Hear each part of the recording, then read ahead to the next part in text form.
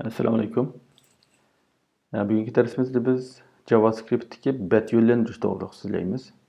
Endi bu bet yo'llantirish qanday vaqtda ishlaydi desanglar, birinchi xil ahvol, masalan biz tor bekitimizning adresini o'zgartgan bo'lsak, kodni adresimizda biladigan ishlatuvchilar kodni adresimizga kelgandan keyin endi o'rnaliq yangi adresga olib berish uchun.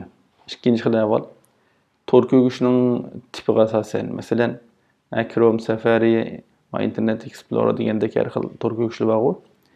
Shu tor ko'rgishlarning turiga asosan o'xshamagan betlarni ko'rsatadigan anda ahvollar bo'lsa, yoki tilning o'xshamasligi asosan, masalan ishlatuvchining tili turkcha bo'lsa ma'lum bir betni, uyg'urcha bo'lsa bir betni, arabcha bo'lsa bir betni degandek undaq ko'rsatadigan ashuna ehtiyoj bo'lib qolsa, shu vaqtdami qo'llaniladi. Yana birisi bet yangilash. Ba'zi ahvollarda betdagi ma'lum bir mazmunni ko'rsatish uchun shu bet mazmunni yangilashga to'g'ri keladi.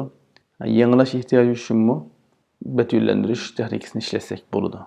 Yana birisi avtomatik yangilash.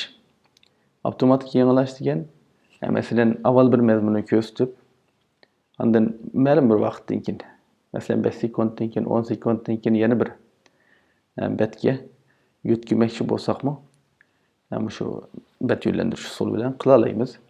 Endi bir misol ko'rib boqaylik. Men HTML betning ichiga bir konopka kirib qo'ydim. Konopka kirib, konopkaningki tekstini fontla deb, bu konopka besilsa, ach degan funksiyani ijro qilgan qilib qo'ydim.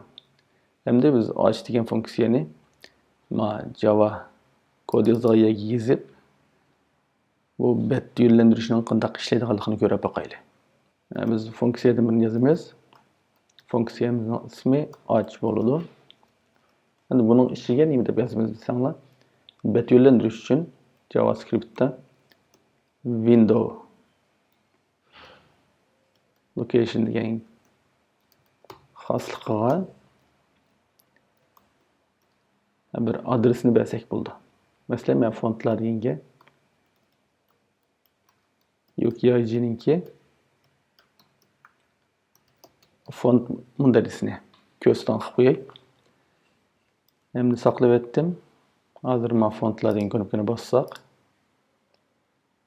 Uyg'ur kompyuter imijim 7ninki fontlar bet kirdigan bo'ldi. Buningda biz knopkani bossa bir tor bekat ochadigan qildik-ku. Agar knopka bossa emas, shu bizning kod bir adresimiz, hozirgi betning o'zini kod adresi desanglar, bu kod adresiga kirgan emaslar, yangi adresga yetaklaydigan qilmoqchi bo'lsak qanday qilamiz desanglar, u chog'da body'ninki onload degan hodisining ichiga ach deganni qilsak, bizning betimiz ichilish emaslar, UKIG'ning font sifatiga yetkazadigan bo'ladi masalan. Buni sinab boqaylik. Saqlab etdik. Endi betni yangilasak, bizninki sinaq bet emas, UKIG'ning beti ichilgan bo'ldi. Endi biz vaqt belgilab yo'llantirib boqaylik. Endi vaqt belgilab yo'llantirish qanday bo'ldi desanglar, biz bunga bir funksiya yozaylik. Bu funksiyamizni sal turib ach deylik. Sal turib ach degan funksiyamizning ichida nima ish qilamiz desanglar, biz set timeout deb Java'ninki vaqt belgilaydigan funksiyasi bor. Bu funksiyani yozgandan keyin buning ichida boshqa bir funksiyani chaqirib bo'ldi. Biz ach degan funksiyamizni chaqiraylik. Andan keyin qanchalik vaqtdan keyin chaqirishni bu millisekund orqali yozamiz. Masalan 10 sekunddan keyin chaqirmoqchi bo'lsak 10,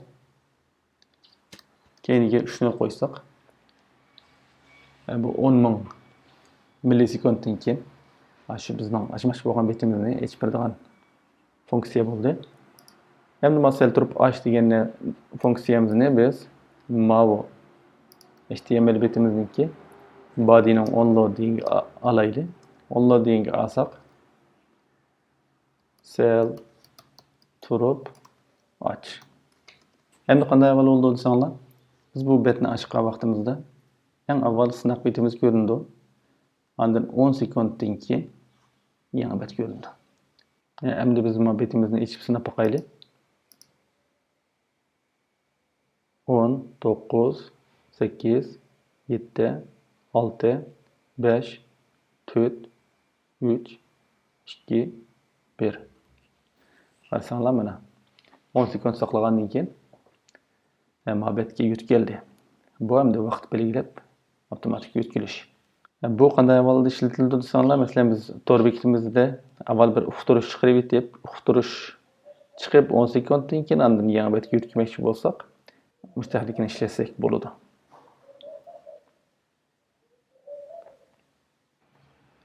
Üçüncü bir xilay var, şərtlik yutkilish. Ya'ni biz ishlatuvchining tor ko'rguvchi yoki ishlatuvchining tili qatorliq shartlarga asosan o'xshamagan betlarni ko'rsatishni sinab boqayli. Buning uchun yana shartlik deb funksiyadan birini yozaylik.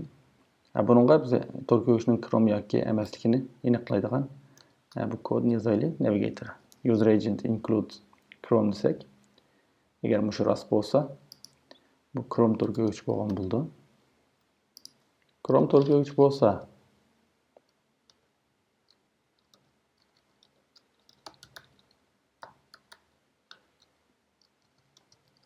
Google'ni iç bəsun.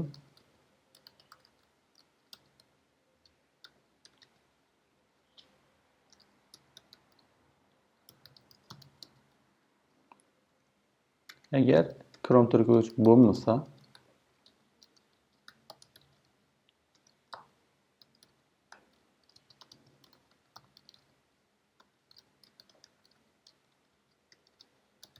Bing'ni iç bəsun. Endi makronukni besib boqayli. Bassaq, Bing açıldı. Endi biz Chrome tor ko'rguvchida sinab boqayli.